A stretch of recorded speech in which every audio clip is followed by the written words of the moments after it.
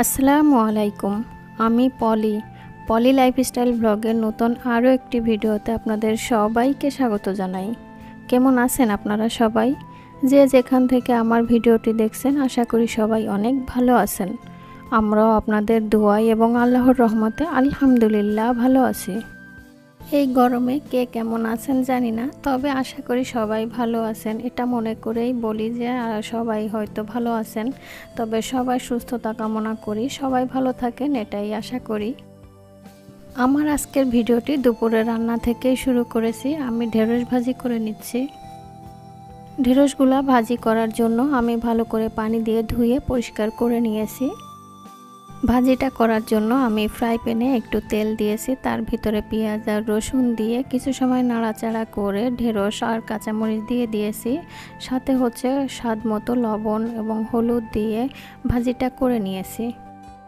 প্রিয় আপু এবং ভাইয়েরা, যারা আমার ভিডিওটি দেখছেন তারা প্লিজ ভিডিওটিতে একটা লাইক দিয়ে কন্টিনিউ করবেন। আর যারা নতুন আমার চ্যানেলে আজ প্রথম ভিজিট করছেন তারা চাইলে চ্যানেলটাকে সাবস্ক্রাইব করে পাশে থাকা বেল বাটনটি প্রেস করে আমার পাশেই থেকে যেতে পারেন। ঢেঁড়স ভাজি করার পরে ঢেঁড়সটা আমি নামিয়ে নিয়েছি। সেই ফ্রাই প্যানে আবারও অন্য একটা তরকারি বসিয়ে দিয়েছি। তরকারিটা এখানে কিছুটা মাছের ডিম নিয়েছি, শিং মাছের ডিম। আর ডিমটা আমাদের সবাই খুবই পছন্দ করে।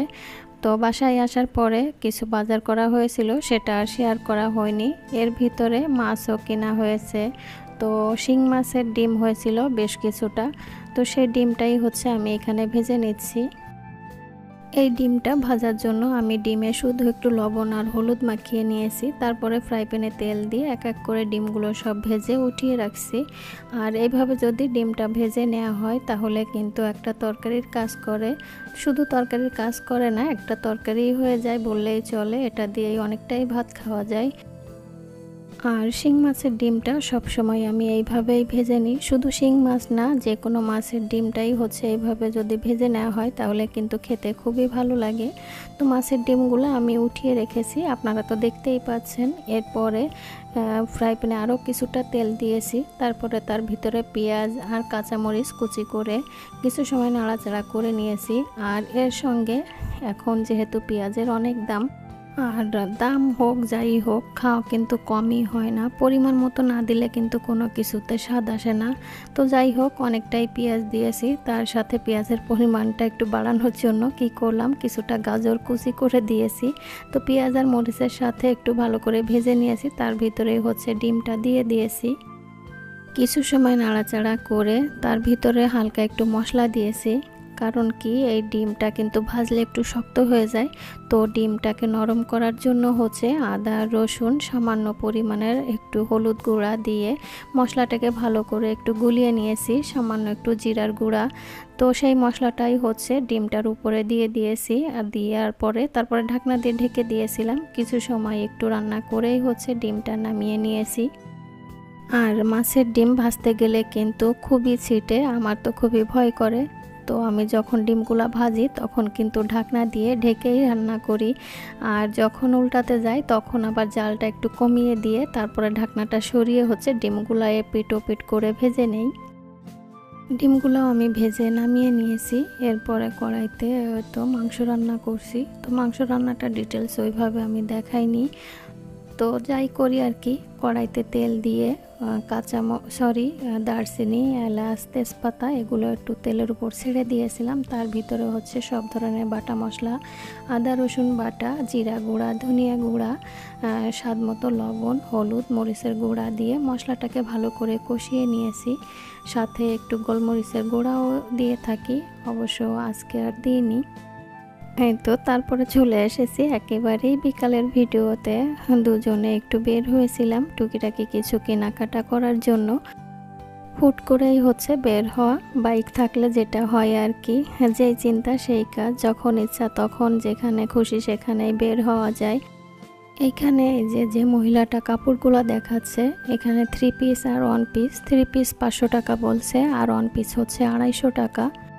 কিছু সময় দাঁড়িয়ে আমি এইখানে একটু ভিডিও করে নিয়েছি। আর চিন্তা করছিলাম যে এখানের অবস্থাটা কেমন হয়ে গেছে। আসলে ঈদের পরে আর আসা হয়নি। আর এখানে এই যে দোকানগুলা, এই দোকানগুলা এখন হচ্ছে নিচে বসে আছে, কারণ হোপস মার্কেটের রোড সাইডের দোকানগুলা কিন্তু ভ্যানের উপরে ছিল আর অনেক দোকান ছিল। এখন দেখে মনে হচ্ছিল যে দোকানের পরিমাণটা কম আর দেখে খুবই খারাপ লাগছিল। তো সেখান থেকে 2টা গেঞ্জি কিনে নিয়েছি। তারপরে হচ্ছে চলে এসেছি 11 নম্বরে। এখানে এসেও কয়েকটা মার্কেট ঘুরেছি, তারপরে হচ্ছে এই শোরুমটাতে চলে এসেছি। তবে ছেলের ট্রাউজার খুঁজতে খুঁজতে আবার এই শোরুমটাতে চলে আসা হয়েছে। এখানে এসে দেখছিলাম অন্য ধরনের কিছু গেঞ্জি, আর এই গেঞ্জিগুলো খুবই আরামদায়ক, খুবই নরম, সফট। আসলে গেঞ্জিগুলা গরম হোক আর যাই হোক আমি ওইভাবে কিনি না, আর পরতে অতটা বেশি পছন্দ করি না। সবাই হয়তো কম বেশি গেঞ্জিগুলো পরে থাকে, কিন্তু আমার ভালো লাগে না, তাই আর কি কিনি না। কিন্তু গরম, এত গরম যে গরমের চিন্তায় বা গরমের অসহ্যতার কারণে না কিনে পারলামই না, অবশেষে কিনেই ফেললাম। তো ফার্স্টে যে 2টা কিনেছিলাম, এই তো তারই ভিতরে এই যে একটা, আর এর আগে যেটা দেখিয়েছি সেটা, এই 2টা হচ্ছে হোপস মার্কেট থেকে কিনেছিলাম। আর এই যে স্প্যান্ডেক্স যে কাপড়গুলা, এগুলা হচ্ছে ওই তো শোরুমটা থেকে কিনেছি। আর এই কাপড়টা খুবই নরম, যদিও গরমে দেখাতে পারছি না, ফ্যান চালিয়ে রেখেছিলাম।